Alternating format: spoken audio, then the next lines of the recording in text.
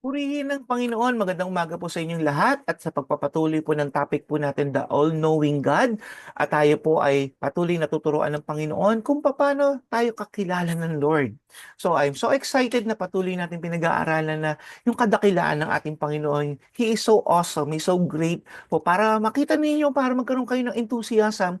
Sino ba itong Lord na pinaglilingkuran natin? Sapagkat ang ating Diyos ay buhay at tayo nga po sabi doon sa 1 John 3:20, na doon tayo sa kamay ng Panginoon. Hallelujah. Hallelujah. Kahapon po na pag-usapan natin, God knows us intimately. Pinag-usapan po natin, gaano ba tayo kakilala ni Lord? At doon nga po nakita natin sa Hebrews 4:13, nothing in all creation is hidden from God's sight. Walang naitatago. Everything is uncovered and laid bare before the eyes of Him to whom we must give account. So bawat isa po sa atin ay may accountability po tayo sa Panginoon sapagkat kitang-kita tayo ng Lord at kilalang kilala tayo ni Lord. Alam niya yung kahinaan natin, alam niya yung kalakasan ng bawat isa. So purihin ng Panginoon, sabi ng Psalms 139 verse 1, sabi dito, "O Lord, you search me and you know me." Hallelujah.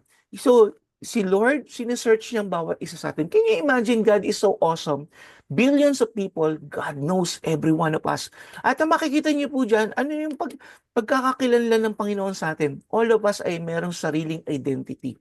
That's why some of the technologies po ngayon, na-discover nila, lahat ng tao ay walang magkaparehong retina ng mata, at even yung thumb mark, everything pala ay merong kanya-kanyang identity. So, purihin ng Panginoon, we are all created, di ba, uniquely.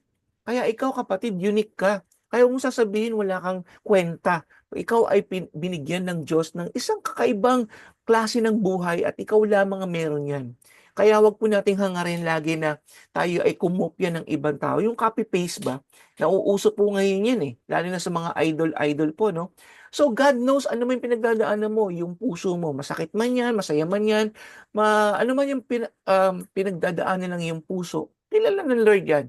Alam ni Lord yan. Kung meron ka mang hinaing, kailangan mo lang manalangin. Puntahan mo po yung topic natin itong mga nakaraang araw. Kailangan mo lang manalangin at hanapin natin ang mukha ng Panginoon, ng presence ng Lord, para magkaroon ng kaayusan ng ating pong puso. Pangalawa, sabi ng verse 2, He knows what we do. Sabi dito, you know when I sit down and when I rise up. So, gumagawa ka man, nagluluto ka man, naglalaba ka man, namamlansya ka man, nagtatrabaho ka man, nag-aaral ka man. Kapatid, purihin ng Panginoon, alam niya kung saan ka nagpupunta, anong ginagawa mo. Purihin ang Panginoon. Sapagkat nandun ang kanyang mga mata, hindi siya napapagod na tignan tayo. Hallelujah. Purihin ang Diyos. Oh God, hallelujah. Thank you, Lord. At sabi pa dito, He knows what we think. Purihin ang Panginoon. Hindi lamang yung pag-upo natin, pagtayo natin, ano man ang ginagawa natin. Hindi pa natin to nagagawa, naiisip pa lang natin, alam na ni Lord. Wow. So that is our God. He knows what we think. In verse 2, sabi dito, you perceive my thoughts from far afar. From afar. Hallelujah.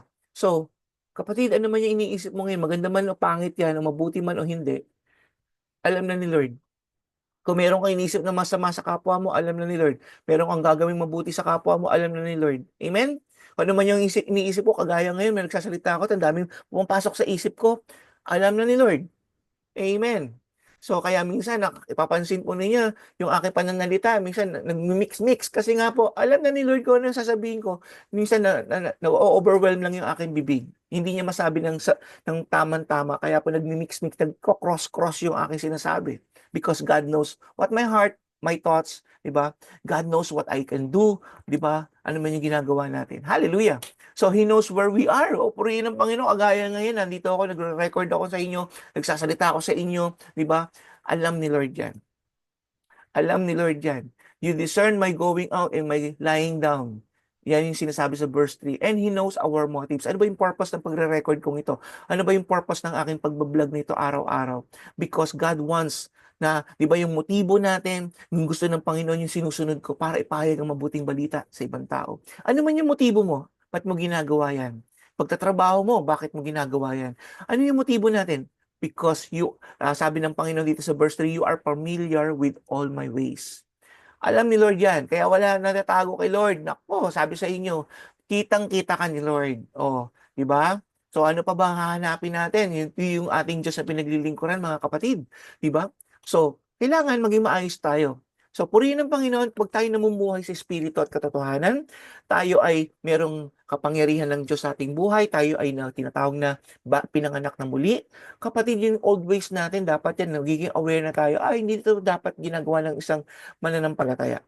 Kaya nagkakaroon tayo ng awareness what is good and what is bad and what is sin sa Lord at yung holy kay Lord. Amen? So, purihin ang Panginoon sapagkat sa 2025 naniniwala ko lahat tayo na nag-aaral ng salita ng Diyos ay tunay ngang lalago, magkakaroon tayo ng kaalaman sa ginagawa natin dito sa mundong to. Amen? At ano pa sinabi ng verse 4 sa 139 ng Psalms? He knows what we say. At sinabi pa dyan, sa Luke 12:7, He knows even how the very hair of our head.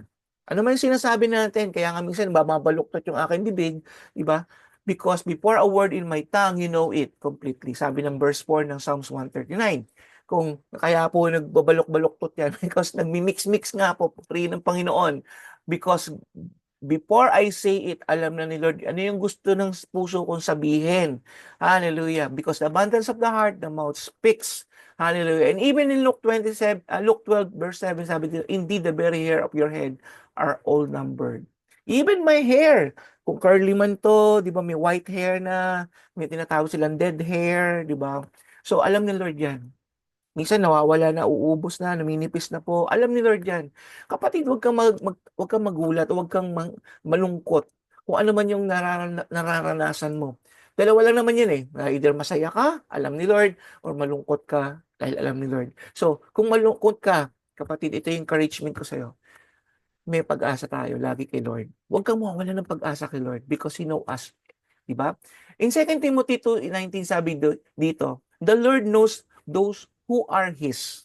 Kung ikaw ay bilong sa kaharian ng Panginoon, bilong ka sa pamilya, nakasulat ang pangalan mo sa aklat ng buhay, kapatid, kilalang kilala ka ni Lord. Huwag kang matakot, nasa mabuting kamay ka. Amen? Ang nakakalungkot lang, sabi nga po ng Biblia, kung tayo hindi nananampalataya sa Diyos, tayo ay nahusgahan na. So ano po yung nahusgahan na? We are destined for destruction. We are destined for torment. We are destined doon sa buhay sa mainit na lugar. So kapatid, kung tayo po ay hindi pa nakakilala sa Lord, ikaw po ay bago lamang na sumusubaybay hindi sa programang ng Panginoon.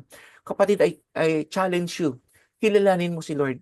At hindi po yung nakagisna natin. Magkaiba po to. Subaybayan po ninyo itong tinuturo ko sa inyo. Then you will know ano bang sinasabi ng Bible. This is all biblical based po. At ito pong binabanggit po natin dito sa araw-araw na to, 10 to 12 minutes po, ay biblical based po ito. Hallelujah. At tunay nga, makikita po ninyo ang difference ng nakagisnan po natin sa mundong ito at yung meron tayong pananampalataya at relasyon sa ating Panginoon. Hindi po ito relihiyon. Kaya wala kayong makikita ang pangalan ng simbahan o anumang mga bagay dito po sa aking likuran sapagkat hindi po relihiyon ang aking pong tinuturo kung hindi relasyon po sa ating Diyos. Ang sinabi pa dito sa 2 Timothy 19, let everyone who names the name of the Lord stand apart from wickedness and withdraw from wrongdoing.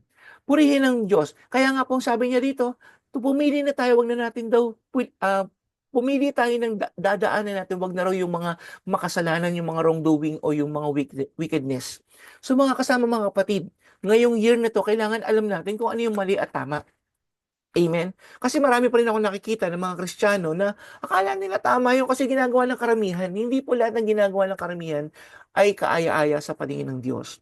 Madalas nga po, sabi nga po doon sa Biblia, ang daan ng maluwag o yung wide road, yan po marami pumupunta. At doon sa narrow road, yun po yung kakaunti. Ibig sabihin, hindi porket lahat ng tao ay majority wins, ito yung ginagawa, ay tama po yan sa mata ng Diyos. Amen. Piliin natin kung ano yung karapat-dapat sa mata ng Panginoon. At makikita lang naman po natin yan kung sasaliksikin natin ang kanyang kagustuhan at kalooban.